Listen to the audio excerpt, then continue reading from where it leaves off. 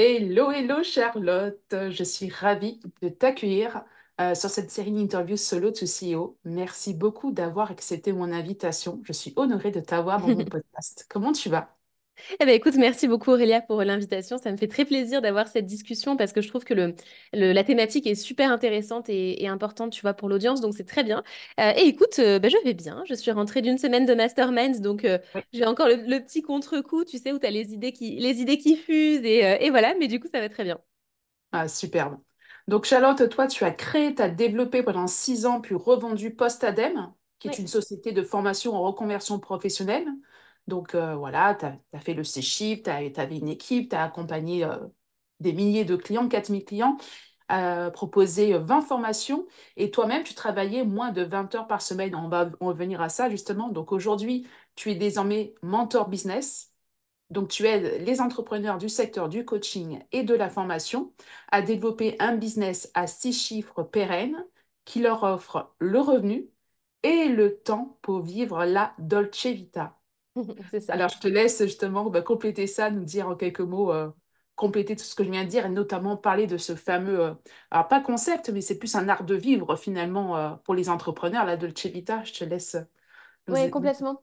En fait, donc Postadem, comme tu l'as dit, c'est une société que j'ai développée dans la reconversion, donc pour une cible de salariés qui ne s'épanouissent pas dans leur job, qui généralement sont épuisés, il y a beaucoup de burn-out aussi, de leur rythme de travail, Alors, il y a le rythme de travail, mais aussi le fait que ça leur plaise pas, etc. Enfin, il y a plein de raisons qui vont jouer. Et du coup, ben, pendant des années, j'ai développé cette entreprise pour cette cible de salariés qui est concernée par ça et qui, du coup, se dit, alors, tous ne veulent pas entreprendre, mais une majorité a envie de lancer son business et ils se disent, ben, en lançant mon business, je vais être libre, je vais avoir tout le temps que je veux pour moi, etc. Et en fait, ce qui se passe, ce que j'ai constaté, c'est que bah, ce n'était pas forcément le cas. Non pas parce que l'entrepreneuriat en réalité ne permet pas ça, mais parce que on a tendance, quand on se lance dans un business, malgré toutes les bonnes intentions du monde, c'est quelque chose que j'ai observé, eh bien, on a tendance à se remettre un peu dans la même situation et à finalement, tu vois, recréer un emploi salarié tel qu'on l'avait avant.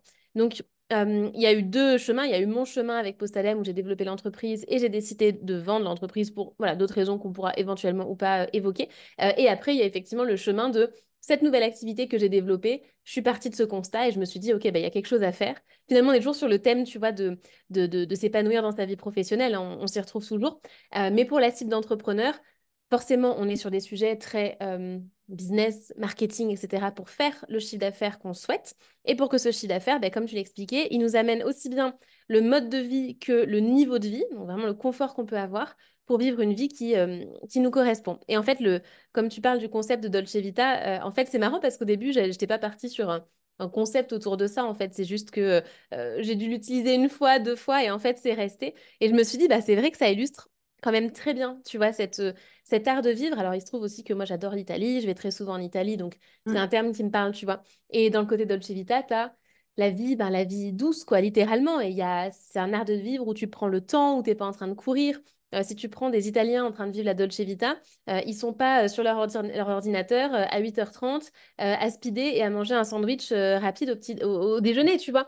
Qu'est-ce qu'ils font? Eh bien, ils prennent le temps de, tu vois, de savourer un repas à table, de profiter du soleil. Aussi, ils travaillent, bien sûr, mais le travail va être au service de la vie, tu vois. C'est pas l'un est plus important que l'autre et c'est pas si j'ai bien travaillé, du coup, j'ai le droit de me reposer. C'est en fait un art de vivre global qui permet de vivre cette vie-là et qui correspond à ma philosophie de vie parce que je suis pas en phase avec le fait de se cramer et de cravacher tout le temps parce que c'est un truc sans fin, quoi.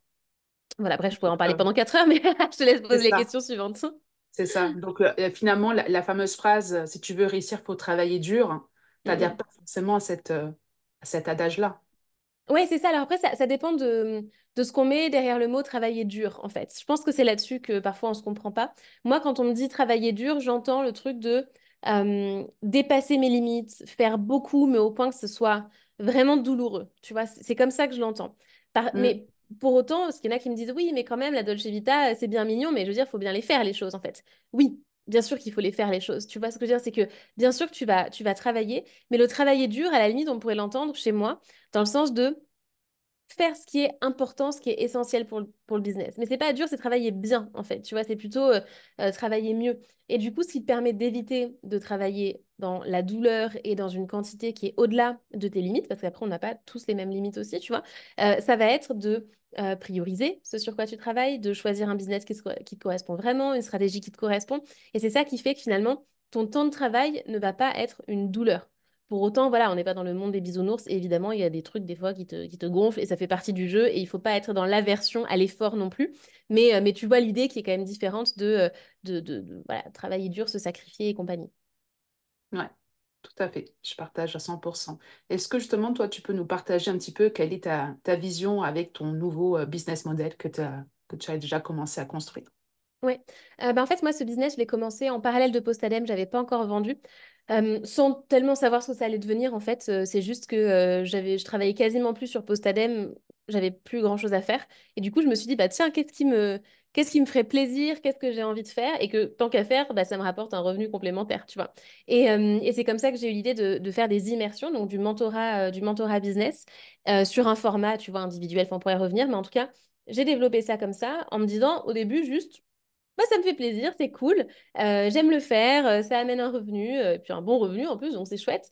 Et ensuite, du coup, j'ai vendu Postadem et donc il restait, entre guillemets, cette activité d'immersion. Et donc la vision que j'ai là-dedans et ce que je cherche à faire, c'est juste à développer quelque chose qui m'éclate, dans lequel je prends du plaisir à le faire, qui me rémunère confortablement et avec lequel je vis ma Dolce Vita à moi, où voilà, enfin, on parlait de 20 heures par semaine, pour moi, c'est le max. Ça arrive qu'il y ait des pics, tu vois, ça peut arriver dans certains moments, mais c'est loin d'être la norme. Et du coup, où j'ai du temps pour voyager, surtout en Italie, parce que c'est ça mon truc, d'avoir du temps pour mon yoga, être en famille, avec mes amis, enfin voilà, être assez tranquille. J'aime bien ce mode de vie-là, donc avoir du temps de création, de travail qui est orienté sur le fait de m'inspirer, créer, transmettre et d'avoir ensuite du temps plus libre en fait, enfin je sais pas si c'est libre le mot, mais en tout cas du temps vide, tu vois, pour faire d'autres choses. C'est ça, du temps libre pour avoir l'inspiration, la création. Ouais, C'est ça, c'est ça. ok. Est-ce que tu peux nous partager tes intentions et tes désirs, même si tu l'as déjà un petit peu dit, pour ton business d'ici peut-être la fin de l'année? Euh, Moi, mon intention, je vais pas te partager en mode oui, j'ai un objectif de chiffre d'affaires, de faire ceci, de faire cela. J'ai un objectif en fait je sais pas quel est le mot le plus approprié, mais vraiment de plaisir, en fait, d'épanouissement. Parce qu'il faut prendre la vision d'ensemble où ça fait, on est quoi là, on est en 2024, ça fait 7 ans que, ah bah littéralement d'ailleurs, depuis le 11 juin 2017, où j'ai créé ma micro-entreprise. Voilà, donc ça va faire 7 ans Ah, demain. Voilà. d'accord. Et on parle de la crise des 7 ans. Tiens, bah écoute, dans les couples, mais non, là ça va. Et donc, bref, et du coup, depuis 7 ans, bah, il y a eu un peu la première année de tâtonnement. Enfin, je faisais du freelancing, etc. Ensuite, j'ai développé Postadem pendant 6 ans. Donc, j'étais en mode croissance, structure, etc. Là, j'ai vendu Postadem. J'ai signé il y a seulement, définitivement, hein, quelques semaines. Donc, en fait, moi, je suis dans cette phase de développer un business d'une façon qui m'inspire, qui me plaît. Mais du coup, j'ai pas un enjeu de croissance ou de structure particulièrement fort, en fait. Parce que, bah, en plus, avec la vente de Postadem, moi, j'ai encaissé de l'argent qui permet de me dire, bah, au pire, Ouais, si pendant une petite période, ça marche pas très bien, c'est pas la fin du monde, quoi. Tu vois, donc je suis assez tranquille là-dessus. Donc, c'est plus, ouais, de développer ce nouveau business de façon qui me plaît, en fait. Et tu vois, autant dans ce que je faisais avant ou dans ce que je recommande à mes clients qui, eux, ne font pas encore les 6 chiffres et qui ont cette volonté-là pour pouvoir se rémunérer tranquillement, je vais leur recommander d'être très focus, de trouver leur offre, le hit qui va vraiment faire la différence. Enfin, voilà, il y a des recommandations que je donne business. Je faisais d'ailleurs un post Instagram récemment là-dessus, où en fait, en ce moment, moi-même, je ne les applique pas, mais parce que je ouais, les ai déjà appliquées, j'ai parce vu. que comme j'ai des fondamentaux business, en fait, cette activité, ce nouveau business depuis un an, il m'a déjà généré largement en fait les 100 000, même bien plus, tu vois, donc c'est déjà un business à 6 chiffres, ce qui fait que du coup, je me permets de faire les choses de façon moins structurée et moins clean que ce qu'on est censé faire si on veut atteindre cet objectif-là à un moment. Donc voilà, donc dans mon cas, en fait, c'est d'explorer mon intention, ma vision, c'est d'explorer ce qui me fait plaisir et de tester les choses, en fait, lancer des programmes, tester des immersions sur des nouveaux thèmes, enfin, voilà, faire ça. Yes. Donc en ce moment, on voit surtout le modèle immersion, c'est ça? Ouais, c'est Immersion en ça. présentiel C'est ça. En fait, dans là, j'ai notre... fait. Vas-y, vas-y. dans notre belle ville de Nice, C'est dans ça, le Grand Six. exactement. Oui, c'est ça. Donc, ouais, là, c'est vraiment immersion. Après, il y a des périodes, tu vois, je vois que là, l'été, c'est moins propice aux immersions. Je vois que les gens sont moins dispo. Donc, je pense qu'il y a aussi une saisonnalité. Moi, j'ai aussi un projet bon, c'est loin d'être fait pour l'instant, tu vois, mais de déménagement, de quelques changements comme ça, où je me dis, bon, ça ne reposera pas que sur du présentiel, ne serait-ce que pour aussi ma vie à moi, mais en tout cas, il y en aura. J'ai aussi des idées de programmes en ligne que j'ai envie de développer. Donc, j'ai pas mal d'idées, et l'idée, bah, voilà, c'est de tester, de lancer, de voir ce qui prend, ce qui prend pas. Et c'est tout simplement ça l'intention. Ce qui peut un petit peu dénoté de ce qu'on entend habituellement dans le business, mais qui est permis par deux choses, qui est permis par le fait d'avoir bah, déjà de la trésorerie du fait de la vente, donc je suis assez C'est ça. tranquille, et du fait aussi d'avoir, je pense, des fondamentaux en termes de vente qui font que, en fait, je sais vendre. Donc, je fais déjà du chiffre, et je sais que si à un moment, j'en fais pas parce que j'arrête ou parce qu'un truc marche pas, parce que ça arrive, eh ben, je saurais revendre autre chose, tu vois. Donc, du coup, ça, c'est quand même plutôt cool pour cette raison-là. Yes, tu manques pas Voilà. d'idées. Ok, superbe.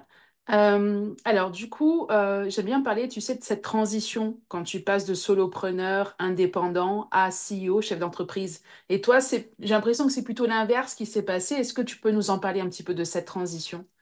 Mais en fait, il y a eu les deux.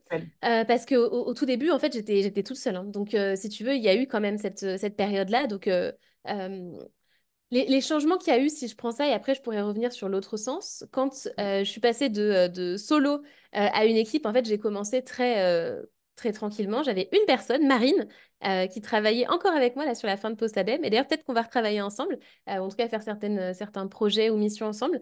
Et en fait, ça s'est fait au fur et à mesure. J'ai pas eu de frein, en fait, au fait de m'entourer, tu vois, de constituer une équipe. J'ai pas eu de peur liée à ça. Il faut savoir aussi que sur le contexte, euh, moi, j'ai fait un moment des études en ressources humaines, en fait, et j'ai bossé en recrutement. Enfin, tu vois, c'est quelque chose que j'aime, en fait, et du coup, qui me fait pas même si quand tu es RH, il y a peut-être des RH qui écoutent, parce qu'il y a pas mal d'anciens RH dans le business, notamment dans notre secteur. Ah ben, eh ben voilà, ben donc tu connais.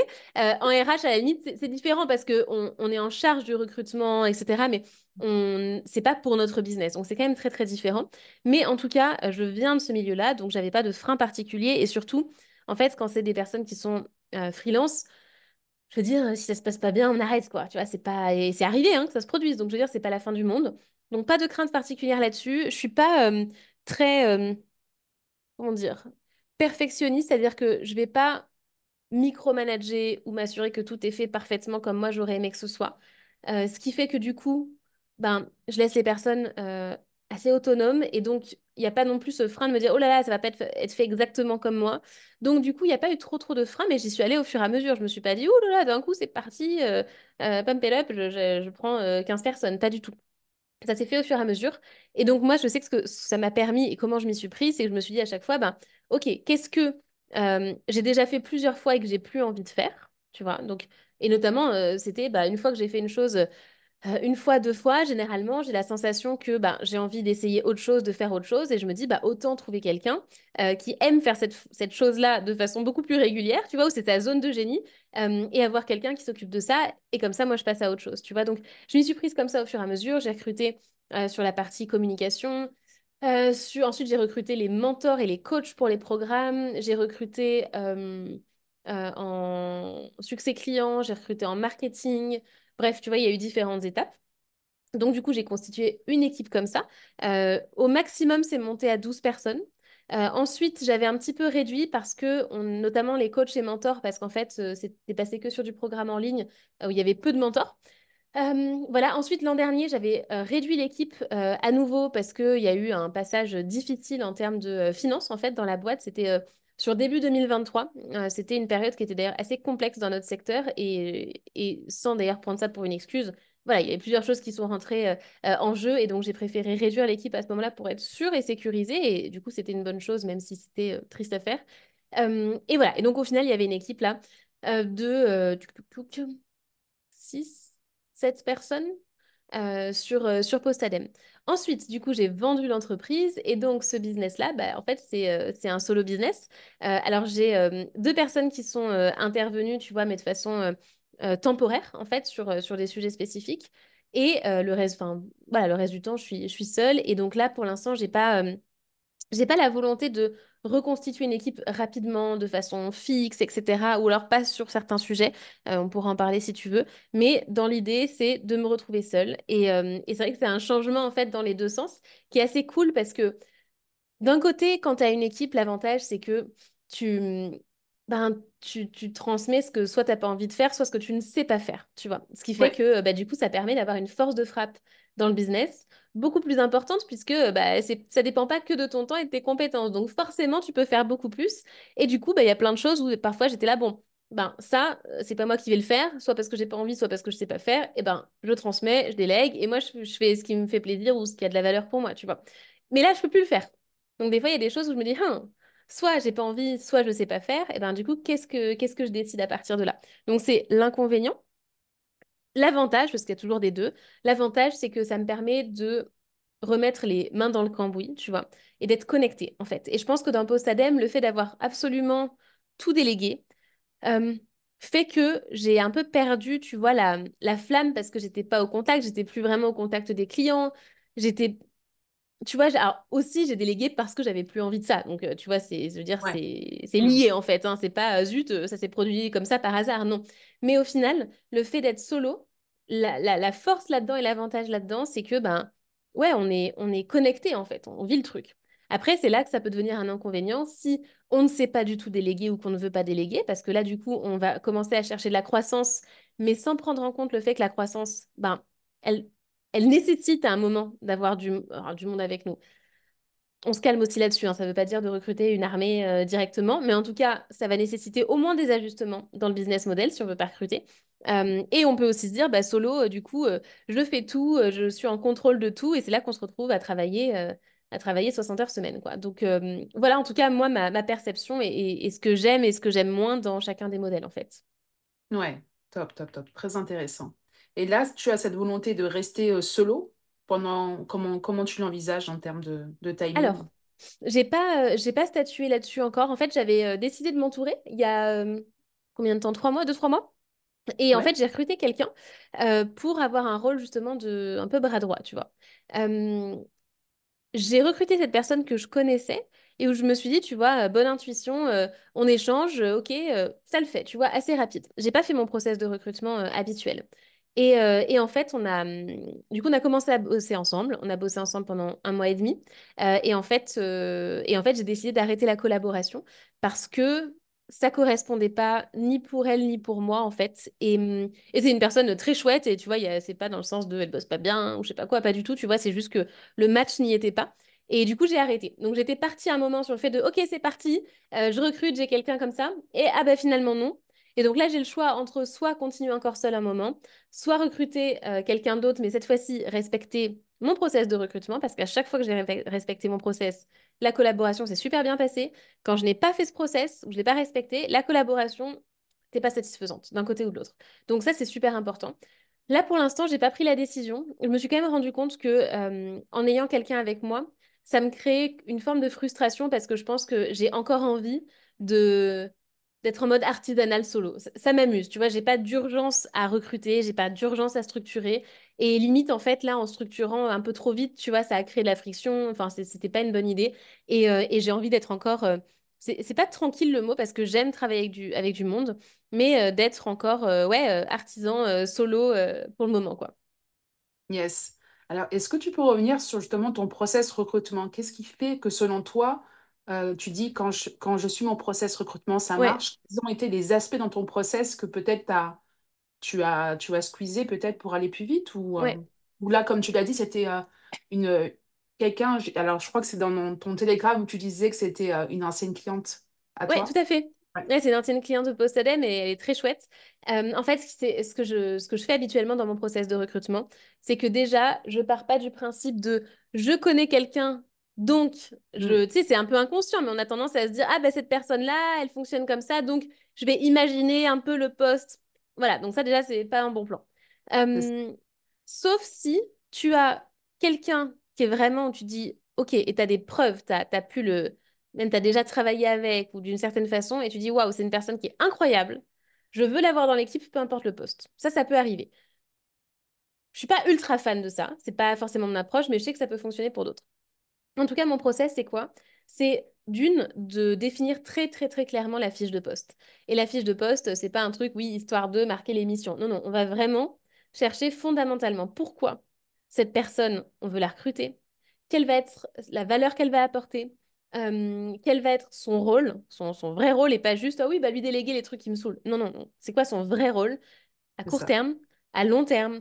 Quel résultat je vais attendre d'elle à un mois, 3 mois, un an? Comment ça peut évoluer? Et du coup, derrière, au quotidien, bah, comment se répartissent ses missions, etc. Donc, déjà, le fait de poser ça très clairement, forcément, il faut le connecter aussi à la vision et à l'organisation de l'entreprise. Mais déjà, en posant ça, c'est beaucoup mieux. Le truc, c'est que quand tu es sur un business qui est balbutiant, comme c'est le cas, bah, par exemple pour moi, hein, tu vois, enfin, je veux dire, en termes de CA, c'est déjà très bien, mais en soi, c'est parce que je sais vendre que j'ai une clientèle et tu vois ce que je veux dire, donc, et que les Ouais. fondamentaux, là, je les ai. Mais en soi, c'est un business qui est balbutiant. Donc, du coup, c'est un petit peu tôt pour arriver à dire ce qui est nécessaire. Pour autant, je dis pas qu'il faut déjà avoir un business super structuré pour recruter. Justement, on a besoin de... Voilà, on pourra là aussi creuser dans le détail, mais je pense qu'il faut y aller étape par étape. Et donc, déjà, la fiche de poste, ce qu'on en attend. Et ensuite, moi, ma petite astuce, c'est d'avoir en fait un questionnaire. Alors, je le fais sur Typeform, hein, très simple, mais c'est un questionnaire où je ne demande pas le CV. J'en ai rien à faire du CV. D'ailleurs, je ne sais jamais les personnes de mon équipe ce qu'elles faisaient avant dans leur vie. Aucune idée. Mais moi, ce qui va m'intéresser, c'est euh, de comprendre effectivement le profil, son fonctionnement et ses compétences. Mais ses compétences, elle peut les avoir acquises de plein de façons. Et surtout, ça va être les études de cas. Alors ça, c'est le truc, les études de cas. Et c'est pas des études de cas pour faire des études de cas, en fait. Parce que le risque, c'est de pas penser ça. Et en fait, moi, je pense le truc en me disant, OK, qu'est-ce qui fait que la personne va être au top sur ce poste? Qu'est-ce que je vais attendre d'elle concrètement? Exemple par l'inverse, si euh, j'ai quelqu'un où son job, je sais pas, c'est d'avoir les clients au téléphone, mais c'est pas elle qui va tellement échanger par écrit, tu vois. Et que dans la candidature, bah, il y a un peu des fautes d'orthographe. Et je me dis, ah bah non, elle fait des fautes. Bon, est-ce que c'est un problème ou pas pour le fait de recruter là-dessus? Bon, moi j'ai quand même un problème avec les fautes d'orthographe, j'avoue que je supporte pas ça. Donc je pense que même pour ça, je tiquerai un petit peu, mais si vraiment cette personne-là, elle est exceptionnelle sur ce que nécessite son poste, bah en fait, let's go. Euh, Qu'est-ce qu'il peut y avoir d'autre? Tu vois, par exemple, sur un post marketing, ben, je vais demander, c'est des exemples que je te donne, mais une analyse de page de vente. Je vais tester aussi, en fait, je vais me dire quelles sont les qualités dont j'ai besoin. Et par exemple, sur Postadem, sur les sujets marketing, j'avais besoin de quelqu'un qui savait aussi très bien gérer les projets. D'ailleurs, c'est plutôt ça que je cherchais à ce moment-là, c'était chef de projet marketing. Et donc, les études de cas, ça va être typiquement, ben, on a tel lancement à telle date. Il nous manque ça pour préparer le lancement. On est un peu en galère. Voilà le contexte. Donc, je fais une étude de cas qui est assez fournie. Comment tu t'y prends? C'est quoi ton rétro-planning? Voilà. Et d'avoir en fait quelque chose de concret là-dedans. Et, ou même, tu vois, pour je pense à quelqu'un qui était en charge de créer du contenu, ben, je lui disais, voilà, il faut créer du contenu pour telle audience, tel format, tel sujet. Comment tu t'y prendrais? Qu'est-ce que tu ferais? Et du coup, en fait, avec trois, quatre questions qui sont vraiment bien ciblées en fonction du poste, moi, ça me permet, quand je reçois les candidatures, d'avoir quelque chose qui est prouvé, en fait, qui est prouvé. Et il y a plein de fois où je me dis, ouais, cette personne, ça a l'air trop cool et tout. Et en fait, l'étude de cas, ben non, ça va pas par rapport à mes attentes. Et donc, ce que je fais, c'est que quand je reçois les candidatures ensuite, je commence par regarder uniquement les études de cas. Je ne lis pas le reste. Je regarde les études de cas et les personnes où l'étude de cas est concluante, voire vraiment exceptionnelle. Là, je regarde toute la candidature. Et en fait, ça fait gagner un temps de dingue. Parce que pour se présenter et dire j'ai telle compétence, je veux faire ci, je suis motivée pour ça, et gna gna gna, en fait, c'est dur de se démarquer là-dedans et c'est pas ça qui va faire derrière la qualité de la collaboration. Donc voilà mon process. Ensuite, donc je communique généralement auprès de mon audience, ma communauté avec la fiche de poste et le formulaire de candidature. Ensuite, je reçois les candidatures et je vais choisir quelques personnes là-dedans avec qui je vais avoir un échange. Pareil, comme j'ai travaillé en recrutement, des entretiens d'embauche, j'en ai fait passer des centaines, ce qui fait que du coup, c'est quelque chose qui est assez fluide pour moi. Mais voilà, mais tu vois que c'est à condition de respecter mon process, sinon on a tôt fait de rentrer dans les trucs d'intuition. Alors, je dis pas qu'il faut pas Le écouter son feeling. intuition. Voilà, le Voilà. feeling, c'est plus le Le feeling en fait, le fameux. problème, le Voilà. fameux feeling. Et ça arrive que ça tombe bien. Et bien sûr qu'il faut aussi utiliser l'intuition dans le recrutement, hein, c'est pas tout noir ou tout blanc, mais ça permet quand même d'avoir un truc où, voilà, ça tient la route. Comme ça, on fait aussi un bon onboarding pour la personne, et c'est dans les deux sens, c'est-à-dire que pour le dirigeant qui recrute, ça permet d'éviter de perdre du temps, de l'argent et tout ça, et pour la personne qui est recrutée, ça évite aussi ça parce que quand tu es, par exemple, freelance et que tu démarres une mission, tu vois, qui est importante pour toi, qui va occuper de la bande passante, tu t'organises en fonction et que ça marche pas, c'est quand même pas cool, tu vois, c'est pas agréable. Donc en fait, les deux perdent dans cette histoire-là. C'est pour ça que c'est vraiment important de faire ça bien, je trouve, par respect de notre propre temps et respect de la personne en face, en fait. Voilà, et quand je l'ai pas fait, Complètement. c'est un peu ce qui s'est passé, quoi. Ah ouais, je te rejoins complètement là-dessus. Et effectivement, moi, c'est à chaque fois ce que je conseille à mes clients avant de déléguer. Parce Mhm. qu'ils se disent, ça y est, j'ai le budget, je peux déléguer, etc. Ok, mais d'abord, prends le temps de faire une fiche de poste. Ouais, Prends le temps vraiment de faire une fiche de poste avec le rôle de la personne, avec les attendus, fixe des objectifs et détaille, même quitte à traquer ton temps sur toutes les tâches que tu fais pour voir un petit ouais, peu combien de carrément. temps ça représente. Parce que peut-être que cette personne mettra finalement moins de temps que toi, mais c'est important quand même que tu listes aussi les tâches que tu veux déléguer et surtout faire cette fameuse fiche de poste Ouais, parce que ça va être un gain, comme tu l'as dit, pour toi, mais aussi pour la personne. Donc ça, c'est très important parce qu'il y en a qui zappent cette étape-là et après, bah, ils se retrouvent un peu frustrés de se retrouver avec un prestataire, un freelance qui ne correspond pas forcément aux besoins et à ses attentes parce qu'ils ne les avaient pas clairement définis au préalable. c'est Et clair. ce que je retiens aussi, bah, c'est la pépite que tu as partagée avec les fameuses études de cas aussi. Ouais, Les mises en situation, les études de cas, c'est très important. ça c'est Et sûr. et pour gagner du temps, effectivement, comme tu le conseilles, c'est d'abord commencer à étudier les études de cas et ensuite aller regarder le reste du profil. Top, Ben, c'est top, top. ça. Et d'ailleurs, il y a beaucoup de personnes qui passent totalement à côté de l'étude de cas, qui vont faire un hors-sujet, ou tu vois, par exemple, je me souviens, je cherchais un profil où vraiment ça nécessite d'être super rigoureux. Et je demandais de répondre à la question en mettant un lien, je crois, en mettant un lien vers le drive, enfin, de pas répondre directement, mais d'envoyer un lien vers le contenu qu'elle voulait partager, je sais plus pour quelle raison. Et bien, tu vois, les personnes qui le mettaient directement dedans, ou alors même, tu vois, qui mettaient un lien qui n'est pas accessible, où il y a un problème ou un Mm. machin, bah en fait, c'est tout bête et ça peut sembler un peu dur, mais quand tu as, je sais pas moi, 100 candidatures, bah en fait, tu as besoin de faire ça. Et parce que je me dis, ben, si c'est quelqu'un avec qui je bosse sur, où j'ai besoin de rigueur, déjà, il y a un souci, la consigne n'a pas été lue, en fait. Donc, une fois de plus, tu vois, je pense que c'est important d'avoir en tête aussi, c'est qu'il n'y a pas de bonne ou mauvaise personne. C'est plutôt la bonne personne pour le bon poste. Tu vois, c'est une question de match, en fait, qui se fait. C'est ça, Voilà. complètement.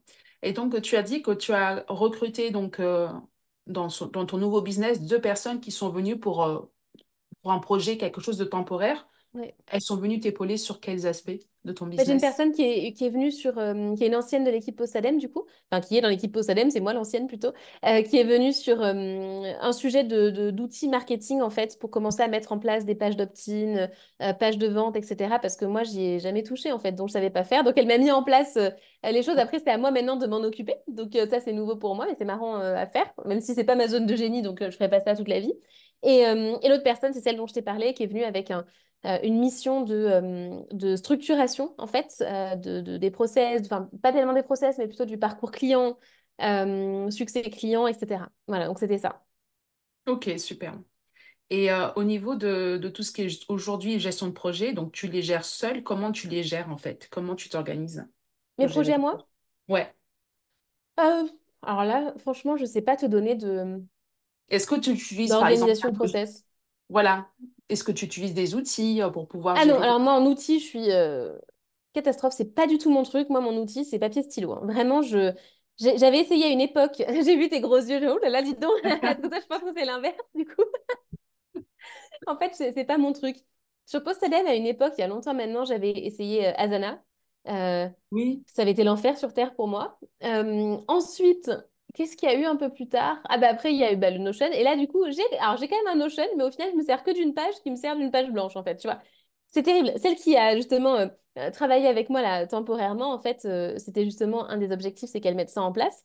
Donc, elle a commencé à le faire, c'est pas terminé. Mais en fait, je m'en sers vite fait, quoi. En fait, je reviens toujours à du basique. Ça reste pas chez moi. Et en fait, ça me crée ce genre d'outils, plus de complexité et de charge oui, mentale qu'autre chose, en fait, parce que bah, il faut mettre les tâches que tu as à faire, valider tes tâches, organiser. J'ai l'impression que tu passes plus de temps à organiser ton machin que, en fait, à faire les actions en question. Et du coup, c'est vrai que ça me parle pas pour cette raison-là, parce que je pense que déjà, il y a un truc où, dans mon business, j'ai toujours été keep it simple, tu vois, vraiment du simple, ce qui fait ouais. que j'ai pas envie d'avoir une usine à gaz dans un outil. Euh, Après, je pense qu'il y a plein enfin, entre guillemets, de croyances limitantes là-dedans, tu vois, mais je pense que ça peut être simple, je pense que ça peut s'adapter aussi à des projets simples et tout, mais ça ne résonne pas chez moi, quoi. Ouais. Vraiment pas. Je lâche un peu l'affaire, je m'en sers pour certaines choses, tu vois, mais franchement, j'ai pas besoin d'autre chose que papier, stylo. Ok, donc par exemple, sans parler de la gestion de projet, tout ce qui est justement mais les tâches auxquelles tu dois penser, ta to-do list, est-ce que voilà, tu la gères sur papier, c'est J'ai ça? vraiment, littéralement, alors j'ai papier et le fameux Notion où en gros j'ai une page que j'utilise, c'est une page vierge en fait. C'est pas compliqué. Le lundi matin ou le jour où je commence à bosser, parce que c'est pas forcément le lundi, je vais me marquer, OK, c'est quoi les priorités de ma semaine? Donc je m'en mets entre une et trois. Comme ça, je sais quel est mon focus de la semaine. Et Hmm. ensuite, en fait, je mets un truc de to-do list avec les petits items. Quand c'est fait, je coche, terminé, et ça va pas chercher plus loin que ça, quoi. Ouais. Voilà. Ouais, Mais non, tu mais vois, le c'est. principe, je me souviens, à Zana, fallait mettre la tâche à telle date et machin. Enfin, en fait, tu passes plus de temps à réfléchir à l'organisation, enfin, dans ma perception. Tu vois, après, j'en connais qui adorent. Je pense à Romain Collignon. Tu sais, je suis membre c'est lui, hein, le mastermind dont je fais partie Ouais. depuis quelques années. Romain, d'ailleurs son podcast s'appelle Structure, quoi. Tu vois, Romain, il a ça dans le sang. Donc, Romain, avoir un Asana nickel et machin, il va adorer ça et il a besoin de ça pour être productif et machin. Et en fait, mais tant mieux, tu vois. Et je me dis pas, oh non, il a rien compris à la vie. Et je me dis, bah non, c'est son fonctionnement. Mais moi, mon fonctionnement n'est pas compatible avec ça. Et quand on me donne ça, j'ai juste envie de tout lâcher et de voilà. Donc, c'est pas un plaisir pour moi, quoi. Ouais, ouais, je comprends. Voilà. Puis toi, t'es Et au vraiment dans final, ton rôle. je survis très bien comme ça, tu vois. Ouais, ouais. Puis tu es vraiment dans ton rôle de visionnaire, hein, de CEO visionnaire. Après, plus tard, effectivement, quand tu vas développer ton entreprise, tu auras ton intégrateur finalement qui va pouvoir, parce qu'après, pour gérer Oui, les c'est vrai. équipes et les projets, quand vous êtes plusieurs à participer à un projet à différents stades, bah, c'est vrai que c'est important à un moment donné de mettre en place Oui, un outil de suivi. voilà. Je suis Mm. d'accord. Et là-dessus, tu vois, je pense que j'ai pas été top sur Postadem parce que justement, je sais que Aline, donc qui reprend Postadem, un des premiers chantiers, c'était justement de mettre en place, alors sur ClickUp, je crois, mais de mettre en place quelque chose de beaucoup plus organisé et structuré parce qu'en plus, il y a des interactions entre les équipes The Bee Boost et Postadem. Donc là, on est à un stade où c'est quelque chose qui est effectivement nécessaire, tu vois. Et je suis bien d'accord avec ça. Ou même un Romain, cela dit, même un Romain avant qu'il y ait une grosse équipe, je pense qu'il avait déjà ça parce que c'est sa façon de fonctionner en fait, tu vois. Donc effectivement, je pense qu'il y a un moment où c'est indispensable et je pense que même ça aurait peut-être davantage bénéficié que ça se soit mis en place plus tôt. Mais voilà, c'est pas un truc naturel et ça peut même créer chez moi une charge Ouais. pas top. Et d'ailleurs, je sais que bah, chez Postadem, les filles avaient des outils, des process, etc. où moi, j'allais jamais dedans en fait. C'est-à-dire que moi, je suis en interaction avec les personnes de l'équipe, mais moi, par contre, je vais pas trafiquer dessus, quoi. Dès l'instant que ton assistant, ton bras droit te fait du reporting, C'est ça, c'est le principal. exactement. C'est tout à fait ça. Mais moi, titre perso pour mes projets, du coup, pas du tout. Ouais. Et est-ce que justement, tu as commencé, parce que je sais que tu disais, pas que tu démarres, mais voilà, c'est en train de se structurer. Est-ce que tu as mis en place des process dans ton nouveau business, des systèmes, enfin, toutes tes pratiques, est-ce que tu les as processées? Un petit peu quand même, un petit peu. Tu vois, par exemple, sur les immersions individuelles notamment, tu vois, j'ai un doc de préparation pour le client. Donc, je sais que quand je valide avec quelqu'un, il va avoir son document de préparation. J'envoie à mon assistante administrative, oui, parce que j'ai quand même une assistante administrative. J'envoie à mon assistante, tu vois, les infos de facturation, machin. Donc, oui, je sais qu'il va y avoir un process là-dessus. Qu'est-ce qu'il peut y avoir d'autre? Tu vois, là, j'ai repris récemment de faire un bilan mensuel, donc avec les chiffres importants, le ressenti du mois, les projets pour le mois à venir, etc. Donc, il y a quand même ce cadre-là, effectivement, qui est mis. Après, c'est aujourd'hui un business où il n'y a pas 36 offres. Je veux dire, pour le moment, tu vois, on est le 10 juin 2024, il y a les immersions individuelles, les immersions de groupe, où en plus, je fais un petit peu différemment à chaque fois, donc tout n'est pas archi processé non plus. Si ce n'est l'onboarding client quand même, où bah, je sais ce qui va leur être transmis, etc. Les candidatures, la réception des candidatures quand même d'immersion aussi est processée, il y a un truc automatisé. Euh, mais voilà, pour l'instant, c'est juste ça. Hmm, ok. Donc, Voilà. tu nous as parlé vraiment, voilà, business minimaliste avec le minimum d'outils possibles. Ouais. Euh, Qu'est-ce que tu utilises comme logiciel, par exemple, pour tes pages de vente ou est-ce Alors, que tu as un outil CRM? bah, écoute, alors, limite, je préférais te parler de Postadem. Je peux te parler aussi du nouveau, mais il est tellement en construction que c'est moins Ouais. pertinent. Sur Postadem, les pages de vente, elles étaient sur le WordPress directement, Mhm. sur le site WordPress. Bon de commande, Thrivecart. Qu'est-ce qu'on avait d'autre? Hébergement des formations, c'était Teachable. Euh, alors, ça dépend, enfin, il y a plein d'outils pour pas mal de choses différentes, mais ça te donne déjà une petite visibilité. Et ensuite, là, sur le nouveau business, du coup, moi, je mets tout sur système.io. Donc là, je suis justement en train Ouais. de finaliser tout ça. C'est ça que Élise, dont je te parlais, a mis en place pour me, voilà, celle qui était dans l'équipe Postadem, enfin, qui est dans l'équipe Postadem, qui m'a aidé là-dessus. Donc, système.io, pour l'instant, assez simple. Il n'y a que l'emailing où je pense que je vais pas tarder, tu vois, je pense que je vais pas trop attendre Oui, avant d'aller sur un outil beaucoup plus quali parce que moi je suis très emailing, donc il faut quand même que j'ai un truc assez solide. Mais pour commencer, je me dis que c'est déjà très bien comme ça et ça fera le job et je verrai plus tard s'il y a besoin de changer ça, tu vois. d'accord. Donc pour l'instant, l'emailing avec System.io également. Ouais, c'est ça. D'accord, super. Ouais. Oui, System.io fait très bien son job aussi hein, par rapport à tout ça. Mm. Écoute, je pense, en tout cas, moi je sais que sur Postalem, enfin, j'aurais pas été en mesure de remettre en place ce genre d'architecture qu'on avait parce que c'est pas moi qui l'avais fait et parce que Ouais. je du coup pas envie. Et c'est pour ça que là je me suis dit, ben, qu'est-ce qu'il y a comme outil qui permet de simplifier et de pouvoir tester, lancer des choses assez facilement en fait. Yes, yes, super. Est-ce que, alors je pense que tu en as parlé un petit peu là parce que tu parlais de bilan mensuel. Est-ce que tu as mis en place ou quels sont les KPI que tu as mis en place justement pour suivre ton activité? Quels sont ceux que tu affectionnes particulièrement? Sur le bilan mensuel, alors j'ai toujours fonctionné comme ça. Donc là, comme je te dis, c'est balbutiant, mais le principe est le même. Il y a le bilan déjà ben, financier, donc chiffre d'affaires encaissé, facturé, les dépenses. Il va y avoir le bilan plutôt marketing, donc combien et quelle campagne marketing j'ai fait, les résultats de chacune. Qu'est-ce que je regarde en général? Sur Postadem, il y avait certains indicateurs assez spécifiques qu'on regardait, tu vois, du type donc, je sais pas, par exemple, le revenu par prospect, tu vois, c'était un truc qu'on suivait. Donc, ce genre de choses, marketing. Qu'est-ce qu'il y a d'autre? Le bilan des ventes, du coup, quel produit a été vendu en quelle quantité? Le bilan plus perso, en fait, de bah, qu'est-ce que j'en ai pensé, qu'est-ce qui m'a plu, qu'est-ce qui m'a pas plu, un peu mon ressenti, en fait, par rapport au mois qui s'est passé. Et après, c'est la préparation du mois suivant. Donc, quelles vont être les priorités, qu'est-ce que je vais développer, quels sont les apprentissages, tu vois, ou les trucs sur lesquels je dois mettre un warning, en fait. Donc, ça va être ce genre de choses que je vais regarder. Yes. Et puis Voilà. j'en rappelle, tu en avais parlé dans un de tes vocaux sur le Ouais, j'en Telegram. avais parlé de ça, ouais, tout à fait, parce que Yes. du coup, là, je l'ai remis en place. Top, top, Sur top. Postadel, il y avait plus d'indicateurs un peu plus Oui. techniques, tu vois, sur le nombre de leads, la croissance des leads, le ROI des pubs, enfin voilà, il y avait plus de choses pour le coup. Mais on avait quand même, tu vois, un tableau. Mais Juste un un, tableau des scores qui réunissait tous ces KPI, c'est alors, ça? il n'y avait pas l'aspect... non, il n'y avait pas tout ça. C'était vraiment sur la partie marketing, essentiellement marketing et aussi chiffre d'affaires, dépenses, les grandes lignes des dépenses équipes, etc. Plus pour... il n'y avait pas tellement l'aspect structurel du business dedans. C'était vraiment l'aspect vente, rentabilité qu'on allait regarder dans ce tableau-là. Hmm. Ok, Voilà. ok, super. Ouais. Est-ce que tu peux nous partager une semaine type?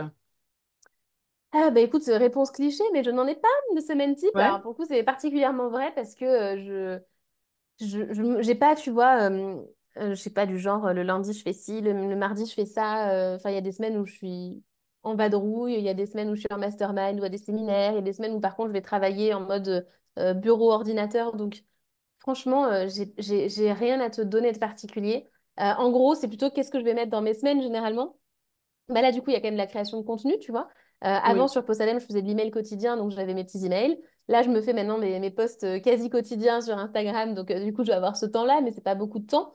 Je vais avoir des temps, du coup, bah, par exemple, tu vois, les audios Telegram, enfin, création. Là, je vais relancer un podcast. Donc, tu vois, il y a du temps de création, de transmission, il y a du temps d'apprentissage, lecture, etc. Quand j'ai des immersions, bah, du coup, ça occupe pas mal parce que je fais une journée, voire 2 journées complètes en présentiel. En plus, moi, j'ai une énergie plus, on va dire, je sais pas si c'est introverti, je sais pas, mais en tout cas, je peux pas rester avec du groupe et de l'interaction sociale trop C'est longtemps. ça. Ce qui fait que Ouais. si j'ai une immersion, par exemple, de groupe de 2 jours, les 3 jours qui suivent, on ne me Pas voit plus. Tu besoin vois ce que je veux dire? Voilà, c'est ça. C'est en exactement mode ça. Donc, solo, seul. Je vais voilà, être seule. c'est ça. Donc, du coup, ça joue aussi. Et après, ça dépend. Enfin, tu vois, quand il y avait la vente de Postadem, ben, forcément, dans la semaine, il y avait des temps de pas mal, j'ai eu beaucoup d'administratifs pendant une certaine période. Donc, quand je fais beaucoup d'administratifs, j'ai du mal à être sur des sujets créatifs, par exemple. Ouais. Euh, mais tu vois, typiquement, cette semaine, bah, aujourd'hui, je vais faire un petit peu de création de contenu. J'ai un rendez-vous avec mon ancien associé de Postadem. Enfin, c'est un peu la journée où je fais la petite to-do list, tu vois, les petits calls, un peu de contenu. Enfin, voilà, c'est un peu le petit bazar. Et puis, je vais faire pas mal de sport cet après-midi. Demain, je fais une journée deep work sur un nouveau programme que je veux sortir. Donc, pour le coup, avec quelqu'un en plus. Donc, demain, on se fait une journée deep work là-dessus. Mercredi, qu'est-ce que je fais mercredi? Ah oui, l'après-midi, c'est plutôt mes rendez-vous santé, sport et compagnie. Mais le matin, je pense que je vais continuer le deep work sur ce nouveau programme. Et en fait, après, jeudi, j'ai le rendez-vous de passation parce que du coup, Aline qui a récupéré Postadem, on a quand même des rendez-vous réguliers pour que je puisse bah, répondre à ses éventuelles questions et tout. Donc, Ouais. on a notre petit rendez-vous. En vrai, on fait 1 heure de travail et 3 heures après de discussion d'AEG et compagnie. Mais voilà, jeudi. Et après, je participe à un séminaire de formation pendant 3 jours ce week-end, tu vois. Donc, c'est vraiment, la semaine dernière, j'étais en mastermind à Genève. Enfin, voilà, donc il n'y a pas Ça il y a bouge. pas de semaine type. Yes. C'est ça qui est bien aussi quand tu es en mode solo aussi, c'est que tu peux aussi organiser ton planning, tes semaines Ouais, comme tu le souhaites. Et même ouais, quand tu es une équipe, j'ai envie de te dire, parce ouais, qu'après c'est ce que j'allais te dire. tu Ouais, délègues c'est pas mal, donc du coup, tu peux te permettre aussi de t'octroyer, pardon, le temps que tu souhaites. Il y en a ouais, qui ont des, complètement. CEO Day, mais finalement, toi, ton CEO Day, tu peux le placer un petit peu quand tu le souhaites, quoi.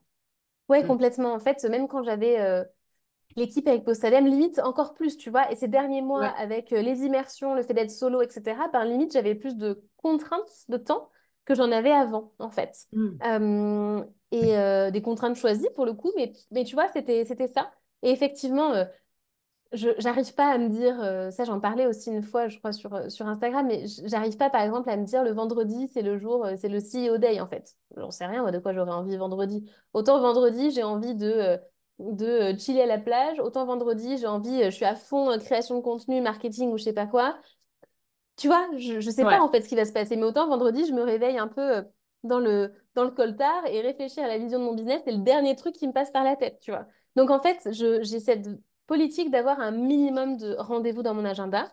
Euh, Parce que tu vois, d'ailleurs, aujourd'hui, j'en ai deux. Je les mets la même journée, mais en fait, le reste du temps, je vais pas tellement faire de call. En fait, je décline 99,9% du temps les calls qu'on me propose ou ce genre de choses parce que j'ai pas envie de me dire à tel moment il faut que je sois dans tel mood et machin. Donc je le fais parfois, mais c'est pas la majorité du temps. Et ça aide beaucoup et je vois beaucoup d'entrepreneurs qui passent énormément de temps à être contraints par des rendez-vous et franchement, je regarde leur agenda, parfois en immersion.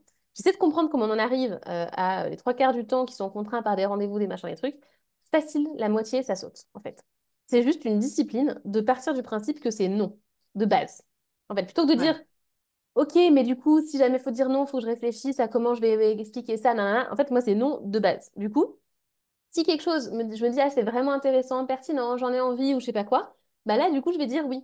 Mais du coup, j'ai pas de charge mentale associée au fait de trouver une raison de refuser. Et c'est comme ça qu'on peut se retrouver très, très vite avec des tonnes d'appels. Tu vois, ça peut être des appels pour des partenariats, discuter de nos synergies communes. Alors ça c'est l'enfer, ce truc-là, de discuter des synergies. Vraiment, c'est le truc qui te fait perdre le plus de temps, en fait. Vraiment. Alors, peut-être qu'un jour, on ne sait pas, ça peut ramener une opportunité, machin.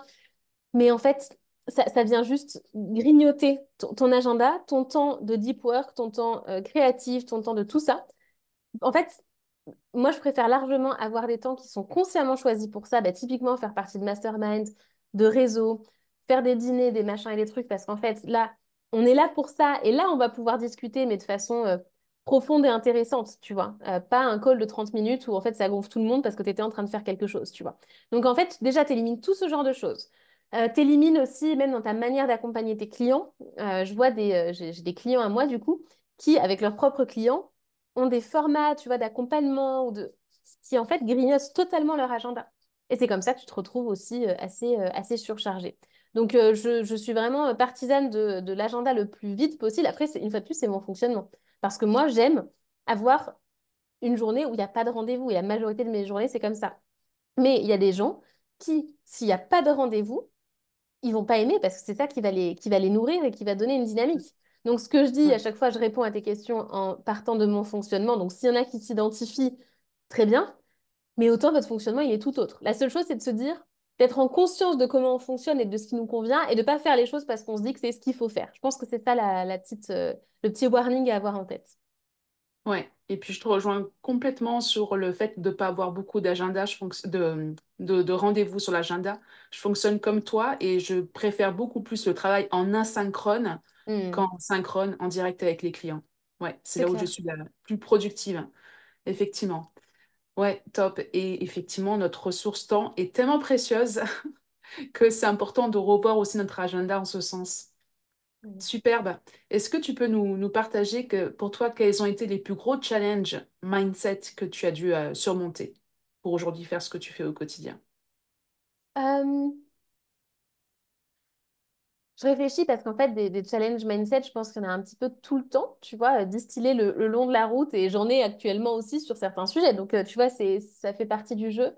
Euh, Je pense que moi, un gros challenge qu'il y a eu, ça a été ben justement de me dire est-ce que j'arrête Postadem ou pas? Tu vois, ça a été Oui. un gros challenge aussi parce que ça a plein d'implications, parce que il y avait et l'envie et la peur. Donc, je pense qu'il y a eu ça. Et finalement, tu vois, c'était la meilleure décision et je suis très contente d'avoir pris cette décision-là. Mais ça a été un enjeu. Le fait de vendre aussi à Aline, qui est mon acquéreur, mais qui est à la base ma meilleure amie. Et donc de se dire d'ailleurs toutes les deux, mais est-ce que c'est pas la pire idée du monde en fait de faire ce deal ensemble et puis de se dire ouais, mais en même temps, ce deal il a du sens et pour The Bee Boost et pour Postadem. Donc en fait, euh, ça vaut quand même le coup d'explorer ça. Donc ça a été un gros challenge de comment on perçoit notre relation, comment on gère aussi, tu vois, ce projet de session. Donc, il y a eu tout ça. Le fait de redémarrer un business solo, ça peut être, tu vois, des trucs de... et ça peut être encore le cas de... hmm, moi, je sais que je peux assez facilement ressentir de la honte, tu vois, ou de la comparaison. C'est des choses que je peux ressentir. Qui, des fois, en fait, il y a des périodes où, pouf, pas du tout. Et puis, il y a des périodes où, paf, ça va vraiment être là, tu vois. Donc, alors, l'avantage, c'est que quand c'est là, je sais le reconnaître et je sais rapidement passer à autre chose, tu vois, parce que à force d'avoir coaché, d'être coaché de machin, le truc n'est pas profond, tu vois ce que je veux dire? C'est pas un truc qui, du coup, qui va me bloquer, qui va m'empêcher. Quand il arrive et que justement il me bloque, je sais l'identifier et je sais m'en dépatouiller. Mais s'il revient, c'est qu'il est encore là, tapis quelque part. Et je le sais, d'ailleurs, j'ai pas forcément pas si c'est illusion ou vocation à ce que ça ait totalement disparu. Parce que comme tout, tu vois, si c'est là, c'est qu'il y a aussi une raison d'être, ça apporte aussi des choses. Enfin bref, là aussi, on pourrait partir dans une longue discussion sur ce sujet. Mais en tout cas, il peut y avoir des choses comme ça. Euh, Tiens, enjeu mindset récent dont j'avais parlé là dans le Telegram, c'est sur le sujet de la légitimité. Quand je dis, bah, en fait, aujourd'hui, j'accompagne des entrepreneurs Oui. et je vais leur donner des Oui. recommandations qui ne sont pas celles que j'applique moi aujourd'hui, mais qui sont celles que j'ai appliquées par le passé et qui sont celles où ben, si aujourd'hui j'avais un nouveau business qui ne fasse pas encore ce dont j'ai besoin en termes de chiffres, disons par exemple 100 000 et plus, admettons, ben, en fait c'est ça que j'appliquerais. C'est juste que moi je suis dans une position différente parce que j'ai déjà de l'argent et la trésorerie et parce que je sais déjà vendre, donc je fais déjà ce chiffre, mais d'une façon un petit peu artisanale, tu vois. Mais du coup, il y a eu un moment la semaine dernière et j'avais déjà repensé, j'étais là, bah ouais, mais du coup, est-ce que c'est pas embêtant de donner des recommandations mais que je ne suis pas en train d'appliquer. Et donc, quelqu'un qui écouterait mes conseils sans avoir le background de ce que j'ai fait avant, de tout le contexte et tout, se dirait, mais Oui. attends, elle donne ce conseil, mais en fait, si je regarde son business, elle l'applique pas. Bah ouais, tu vois, donc ça, ça a été un sujet. Je me suis dit, bah zut, je me sens du coup illégitime, mais en même temps, sous quel angle je peux me voir comme encore plus légitime? Ok, j'ai vendu une entreprise, donc tu vois, donc ça, des enjeux, ouais, mindset, de travail sur moi. Et en fait, l'exercice que je fais systématiquement quand il y a ça, quand je sens qu'il y a un truc qui bloque, c'est quel autre regard je peux poser sur cette situation-là et sur cette perception. Et donc, je fais l'exercice d'aller chercher les autres perceptions peuvent exister de ça. Et je m'oblige parfois à aller chercher 10 ou 20 raisons de voir ça autrement. Par exemple, si je ressens, bah tiens, je me sens pas légitime là maintenant, c'est de me dire, OK, quel regard, trouver 10 autres raisons de me trouver légitime, tu vois. Ou par Hmm. exemple, si je me dis, telle chose est un problème dans ma vie, euh, je vais aller chercher 10 autres manières de le percevoir et même de voir en quoi c'est finalement un bénéfice dans ma vie. Et le fait d'aller voir n'importe quelle situation ou problématique avec aussi bien tous les bénéfices que tous les inconvénients pour toi, ça apporte une forme de neutralité, parce que tu dis, mais en fait, tout est neutre, tu vois. Cette neutralité, je trouve, permet d'avoir un vrai libre arbitre. Parce que si c'est neutre, en fait, je peux faire ce qui me correspond vraiment. Alors que si j'ai des perceptions de positives ou de négatives, en fait, quelque part, ça m'enferme dans une perception. Je sais pas si tu vois où je Ouais, veux venir là-dessus, mais du coup, c'est poser le regard complet sur une situation. Et c'est ça qui m'aide le plus, en fait. superbe. Un très beau tips là que tu viens de nous Mhm. partager. C'est génial. Merci beaucoup. Écoute, Charlotte, on arrive à la fin de cette interview. En passage de relais, je te propose, voilà, est-ce que tu pourrais me donner le nom d'une ou deux entrepreneurs que tu souhaiterais que j'interviewe dans ce podcast? Ah, bah, j'en ai plein. J'en ai plein. Bah, j'ai envie de dire un peu tous mes camarades de Mastermind, tu vois. J'en ai plein où ce serait pertinent. Euh, Forcément, je pense à Aline, tu vois. Après, Aline, je sais qu'elle est très chargée en ce moment. Je sais pas si elle accepte beaucoup d'interviews en ce moment, mais en tout cas, je pense que c'est sur ce côté structure super intéressant parce que du coup, maintenant, elle a quand même deux entreprises avec deux équipes à gérer. Mais après, dans les noms, tiens, je pense, tu vois, alors c'est mon compagnon du coup, mais PB, Pierre-Baptiste Poncelin. Je pense Hmm. à lui parce que lui, il est un peu sur cet entre-deux. Il n'a pas une grosse équipe, il a une petite équipe. Mais il est, je trouve, il est plus outil, un petit peu plus process que moi. Enfin, ça dépend. Tu vois, on est assez complémentaires. En tout cas, on va pas fonctionner exactement de la même manière. Mais du coup, je trouve qu'il a vraiment réussi à trouver cet équilibre, d'avoir un business à 6 chiffres, large, tu vois, qui le rémunère bien. Et en même temps, que ce business, il soit au service de ce qui est le plus important pour lui, c'est d'avoir du temps de créativité. Lui, il va aimer lire, créer, etc. Et du coup, c'est vraiment au service de ça, tu vois. Et donc, il a le juste équilibre de pas une équipe trop grande et chercher une croissance à tout prix, où en fait, c'est pas forcément l'important en tout cas, mais en même temps avoir un business qui fonctionne super bien et qui lui permet ça. Donc, je pense que c'est un Hmm. truc intéressant. Je pense à une copine aussi, Léa, Travel Cowgirl. Je sais pas si tu vois Oui, qui je vois c'est. qui c'est. Voilà, je Ouais. pense à Léa parce que je me dis, Léa, c'est pareil, elle a commencé solo. Elle a une équipe, mais tu vois, enfin, il y a eu des sujets d'équipe aussi, et je trouve que elle représente bien aussi le fait d'avoir un business qui est solide, structuré, et en même temps, elle a ce côté liberté et freestyle, tu vois. Donc, je pense que c'est des profils intéressants, mais franchement, je pourrais vraiment t'en donner beaucoup, quoi. Superbe. Ben, écoute, merci beaucoup. J'ai noté. Trop bien. Superbe. Ben, écoute, merci beaucoup, Charlotte, hein, pour toute la valeur, tout le partage que tu nous as donné dans ce podcast. Si les gens veulent te suivre, s'ils veulent interagir avec toi, c'est quoi le mieux? C'est Instagram? Ouais, Instagram, Charlotte Apieto, je pense que tu mettras le lien. Ouais, Donc Instagram très bien, et sur le compte Instagram, il y a le lien vers le Telegram justement, où je oui, partage mes enseignements, tu vois, les idées en version audio. Et puis pour l'instant, c'est ça. Voilà, il y aura d'autres liens et d'autres choses plus tard, mais pour le moment, c'est ça. superbe. Ben, écoute, merci beaucoup. Merci beaucoup pour cet échange et je te dis à très vite. Avec plaisir, merci beaucoup Aurélia. Bye bye.